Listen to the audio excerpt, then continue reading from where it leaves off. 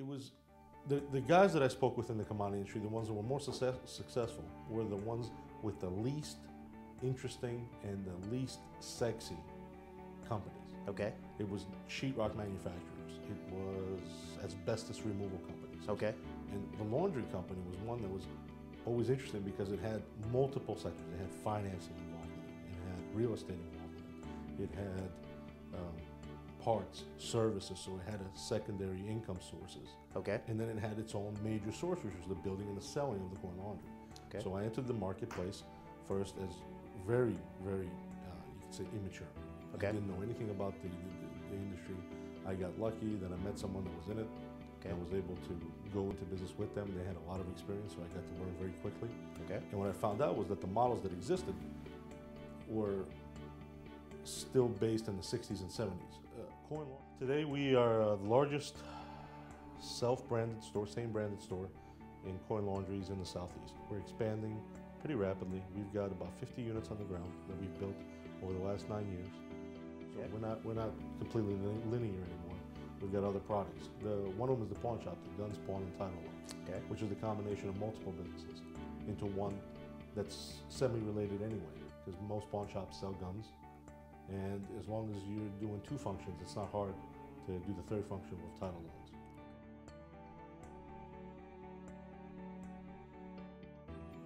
We started with the coin laundry. The first one was, we built a good store. The second one was better. The third one was better. By the time we got to 8th, 9th, 10th, they weren't moving up anymore in quality because I think we hit a plateau. Okay. And instead of doing what a lot of companies accidentally do is put more money into not needed things, Okay. we stopped. We hit the product line that we thought was perfect. Okay.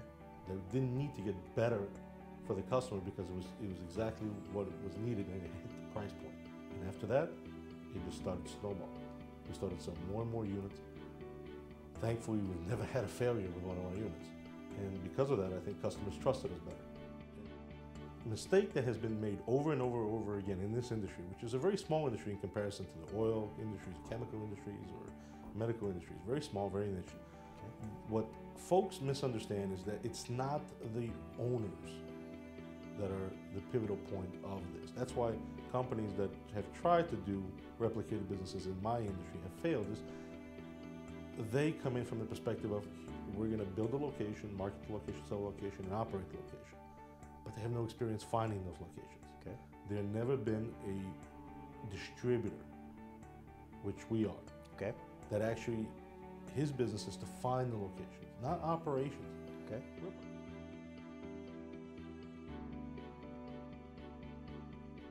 We are bricks and mortar, so you can Okay. touch the product that you're selling. Okay. We are a stable industry. Okay. We are an industry that is very difficult for someone to come in and compete against you if you run a great shop. Okay. So we have the three things that we always found were the most important to businesses. First is defensive position. When you open a business, you don't want somebody coming in and competing against you right away and hurting your business. So we look for the defensive strategy first. Second is the offensive strategy, making sure the customers come in, they are getting what they want. Okay. Then you are getting what you want, which is profit. And the last one, which I think is the most simplest one, is simplicity. Businesses that do not require massive amount of physical knowledge, that require a huge amount of education or experience on the job. Okay. What will make us so much different from other franchisees is franchisees put a lot of pressure on the person that has bought the franchise to capitalize itself from that person. Okay. We're not going to be looking to do that. We're looking to become capitalized through the investment of real estate and through ownership of some of these units ourselves. So we're not only going to be there with them, Okay. we really are in there with them. Okay.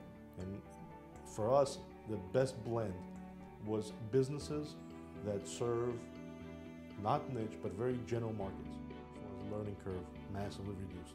Okay. Second of all, when you're out there by yourself and you have to learn the business, your competitors are not going to be interested in helping you. Okay. And they're not going to be interested in helping you learn the things that you should know. Okay. When you get into a replicated business, you get something that, with good replicated business, you get something more than just a business. You get somebody you can call and say, I don't know, help Okay. me. And somebody that's on the other line says, yeah,